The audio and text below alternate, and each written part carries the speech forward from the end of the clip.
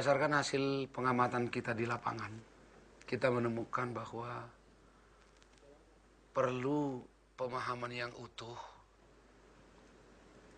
tentang kurikulum 2013 ini. Tapi karena di sini ada Pak Alkaf, nanti akan menjelaskan kurikulum ini lebih detail. Saya ingin mengejar dulu temuan saya di lapangan. Bagaimana dituangkan kompetensi inti KD dalam perancangan pembelajaran. Kira-kira temuan saya begini. Ternyata dalam proses perancangan pembelajaran, para guru kita, bahkan guru inti kita masih ada sebagian ya, yang belum paham bagaimana merancang pembelajaran itu mulai dari KD yang berasal dari KI 3, melanjut terus ke KD yang dari KI 4. Ini sangat penting karena apa? Saya menemukan di lapangan dia elaborasi dari KI 2. Artinya KD yang berasal dari KI 2. Akhirnya kan mengalami kesulitan dan mengawang-awang dia jadinya kan. Nah, padahal yang benar itu begini. Saya jelaskan yang benar. Memang yang kita di kurikulum 2013 itu kan mementingkan pembentukan sikap. Tapi pembentukan sikap ini kan dilakukan perlahan-lahan menjadi efek atau dampak pengiring dari kegiatan yang dilakukan pada KI 3 dan 4. Dengan singkat sebetulnya kan KI 3 itu menyangkut pemahaman tentang pengetahuan, KI 4 itu berkaitan dengan keterampilan, KI 2 itu sikap. Nah, kira-kira rancangannya begini. Dalam proses perancangan pembelajaran, alur yang digunakan itu bermula dari KI 3 dulu. Tuntaskan dulu KD di KI 3 itu sampai indikator, sampai tujuan pembelajarannya. Ini kan satu keluarga ini. Kompetensi dasar, indikator, tujuan pembelajaran ini kan satu keluarga ini. Kalau tuntas ini, baru boleh kita bicara ini materinya apa. Lihat di buku. Sudah ada bukunya itu. Lalu liriklah di buku. Kalau perlu lagi analisis atau uraian lebih detail dari buku itu tidak apa-apa. Tapi baru dilirik bukunya. Setelah itu baru dirancang kegiatannya, kegiatan pembelajarannya.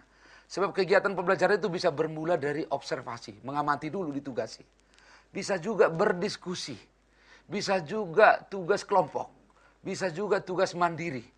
Bisa juga menghasilkan karya secara bersama-sama. Setelah rancangan pembelajaran itu tuntas, baru dilanjutkan dengan evaluasinya. Karena rancangan pembelajarannya sudah tuntas, evaluasinya sudah tuntas, maka kita lanjut karya ke KI 4. KD yang berasal dari KI 4. Lalu dia menghasilkan, melakukan, menyajikan, dan seterusnya. Setelah tuntas 3 dan 4 ini, baru kita liriklah ke KI 2. Nah, KI 2 itu kan dimasukkan pada aktivitas belajar. Ketika tadi ditugasi misalnya berdiskusi. Lah ini KI 2 yang relevan di sini ini apa? Kerjasama misalnya. Contoh begini, saya ambil contoh yang umum lah dulu, bahasa Indonesia.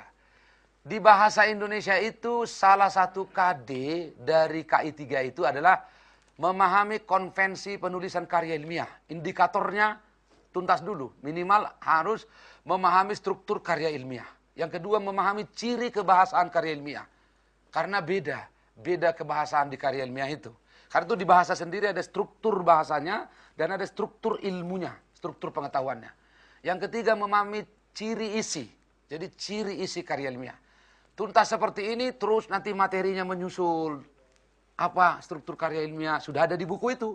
Sudah ada di buku itu, terus sampai evaluasinya sudah ada. Kita tuntaskan terus misalnya ke KI 4-nya. KI 4-nya itu kan mampu menulis atau menghasilkan karya ilmiah. Menghasilkan karya ilmiah. Itu sudah keterampilan. Indikatornya apa? Tentu karya yang memenuhi struktur ciri kebahasaan dan ciri karya ilmiah. Karya yang memenuhi originalitas. Dilihat dari sumber yang digunakan atau diacu. Karya atau kemampuan mempertahankan, keterampilan mempertahankan. Itu juga adanya di KI 4. Begitu tuntas ini, baru kita lanjut ke melirik ke KI 2-nya. Kejujuran. Mengapa penting kejujuran? Nah, menulis itu perlu kejujuran. Karena itu plagiarisme itu tidak bisa kita jagai hanya di perguruan tinggi. Sejak SMP, SMA sudah dijagai.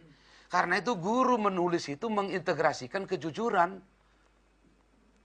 Guru yang mengajar menulis tadi itu mengatakan, bahwa dalam menulis ini saya akan mengamati soal kejujuran kalian. Jangan sampai meniru karya orang. Kalau harus pun meniru karya orang, beritahu bahwa ini karya ini saya modifikasi, saya replikasi dari sini. Kalau ambil dari internet, tulis di situ situsnya, jam berapa di-download. Nah, itu disampaikan dulu.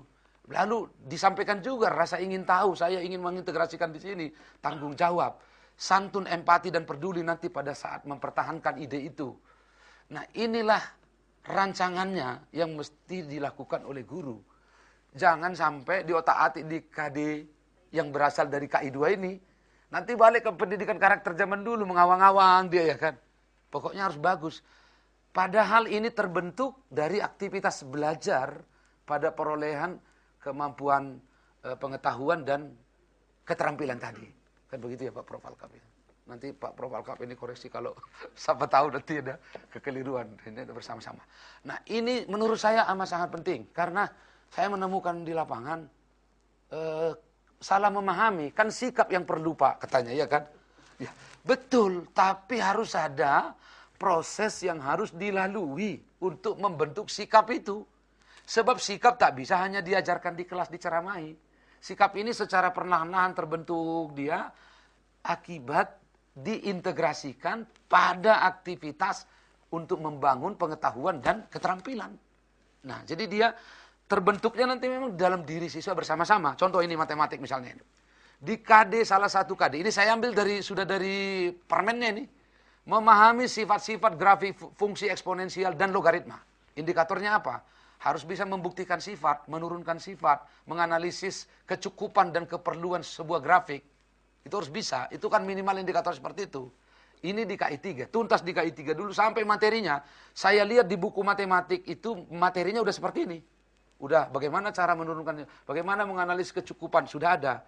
Nah, yang KI4-nya mampu menggambar, menyajikan grafik.